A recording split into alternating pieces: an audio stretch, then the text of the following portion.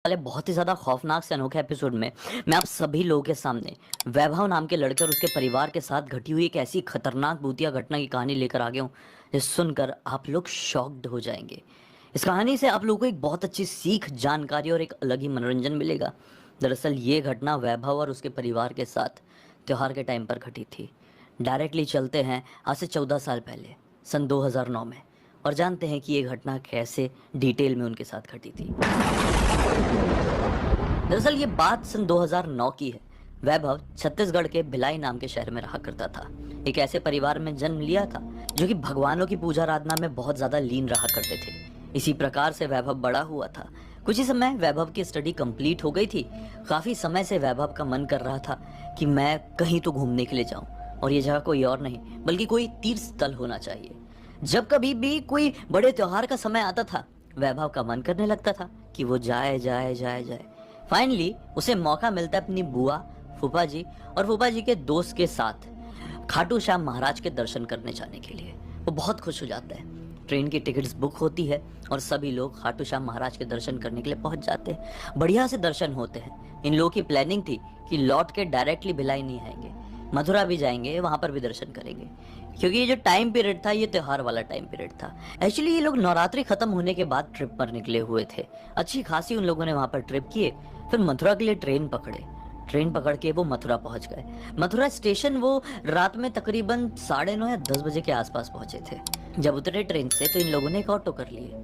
Auto में सवार हुए हैं और निकल पड़े। ये लोग थोड़ी आगे पहुंचे हैं कि अचानक से एक सुनसान सड़क में एक व्यक्ति लंबा चौड़ा सा इनके ऑटो के सामने आ जाता है और ऑटो को रोकने का इशारा करने लगता है। ऑटो वाला सोचता है कि रोकना ठीक नहीं रहेगा, आदमी थोड़ा संदिग्ध समझ में आ रहा है, तो ऑटो वाला साइड से निकालने लगता है कि पीछे से एक आदमी आके ऑटो को पकड़ के खींचने की कोशिश करने लगता है। ये भी कोई हट्टा कट्टा आदमी था। अंदर बैठे हुए वैभव और वैभव की बुआ, फूफा और दोस्त थोड़े घबरा जाते हैं कि ये क्या हो रहा है कानून जगह हमारे साथ। खैर ऑटो वाला ऑटो रोकता है और सामने से खड़ा हुआ व्यक्ति और जो ऑटो को पीछे से पकड़ने वाला व्यक्ति था, वो तुरंत ही ड्राइवर के पास आते हैं और कहते हैं कि आगे मत जाओ भाई, आगे खतरा है, रास्ता सेफ नहीं है। इन लोगों को थोड़ा अजीब लगता है कि ये लोग ऐसा क्यों कह रहे हैं, लेकिन वो लोग इनको अपनी बातों पर कन्विंस कर लेते हैं। और ऑटो वाला भी कहता है कि ठीक है, अगर ये लोकल्स हैं और ऐसा कह रहे हैं तो हम आगे नहीं जाते, आप लोग यहीं पर उतर जाइए। आप वैसे भी होटल ढूंढ रहे हैं, आपको यहाँ पे आसानी से होटल मिल जाएगा। अब ये लोग उतर गए। सुनसान जगह थी।